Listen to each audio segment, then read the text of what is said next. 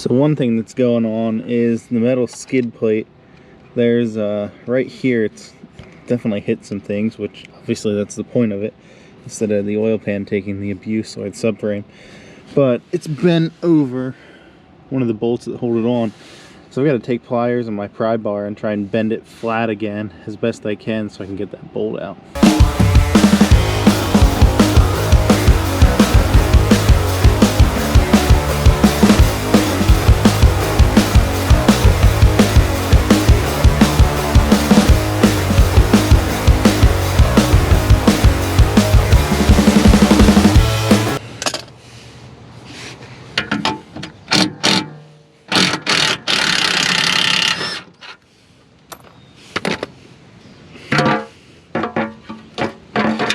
As you can see, this thing definitely has an oil leak. It's very likely just the oil pan. The valve cover gasket and the oil filter housing gasket were done on this in 2019 or so.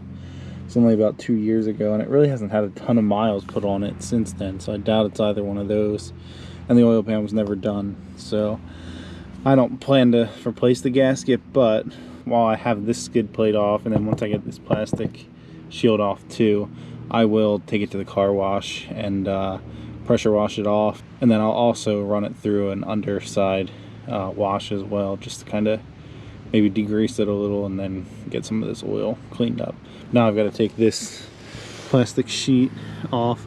So as you can see, it's kind of one piece up front here under the front bumper, under the radiator, which is where I need access to, which will also give me access over here on the passenger side to the thermostat itself.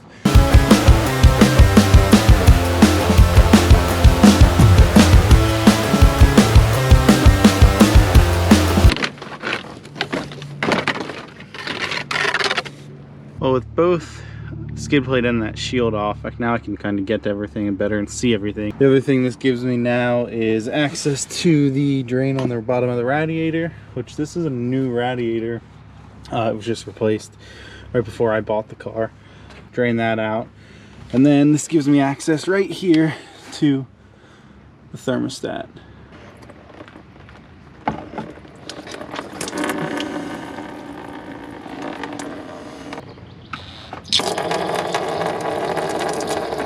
I did some research leading up to this, and first thing to do after the coolant's drained is to remove the two hoses that have the like clips to hold them on, which is this very front one, which goes up to the radiator, and then also this one here, which crosses over, and I'm not sure where it goes, but those are the two to get off. And then there'll be two more on the back side that have hose clamps that hold them on. Then it's simply two 10 mils that bolt this, I think, to maybe the oil pan or the side of the block, and then the connector here.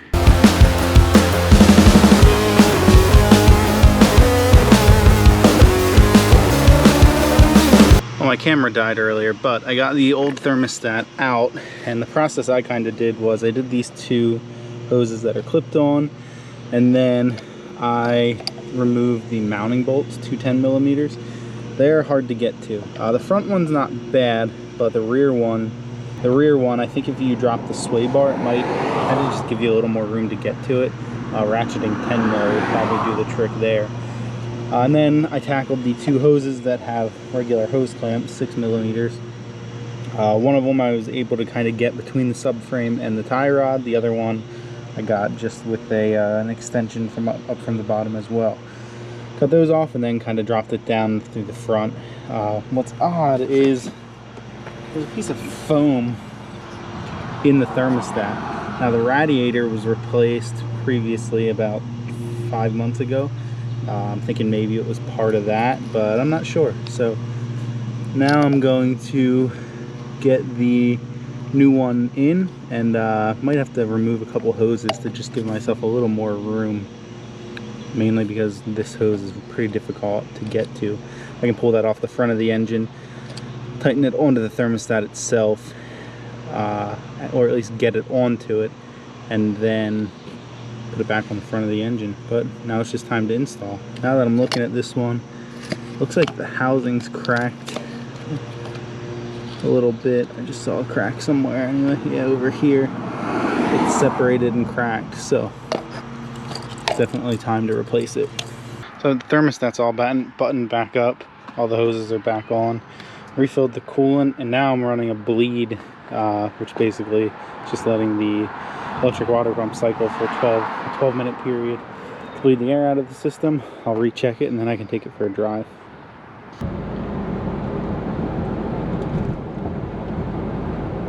I'm leaving this car wash now. Touchless wash bay has a undercarriage or under chassis wash, so ran it through that to just spray off the underside of the car and get the residual oil and stuff cleaned up. But on my drive this evening, the check engine light came back on, and it's for P0, 420, and 430, which are both, it's bank 1 and bank 2 catalyst efficiency codes.